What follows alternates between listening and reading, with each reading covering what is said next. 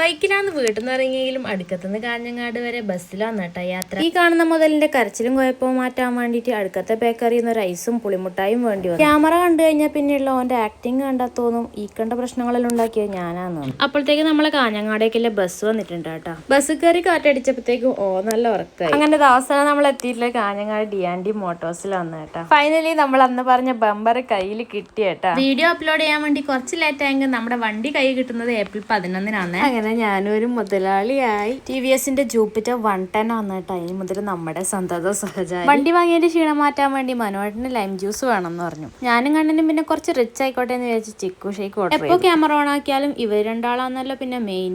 നമ്മളെ വീഡിയോ എടുത്തരാൻ പിന്നെ ആരും ഇല്ലാത്തതുകൊണ്ട് ഞാൻ സ്വന്തമായിട്ട് എടുത്തോട്ടെ. അതിന് അച്ഛനും മോനും കൂടെ കളിയാക്കുന്നതുകൊണ്ടാണ് കേട്ടാ ഇങ്ങനത്തെ എക്സ്പ്രഷൻസ് എല്ലാം മുഖത്ത് വരുന്നത്. അങ്ങനെ ഷേക്കും ജ്യൂസ് എല്ലാം കുടിച്ച് വേറെ കുറച്ചിട്ട് പിന്നെ നമ്മളെ വണ്ടി കയറി നേരെ വീട്ടിലോട്ട് വിട്ടു. അപ്പം അത്രേ ഉള്ളൂ. ബായ്.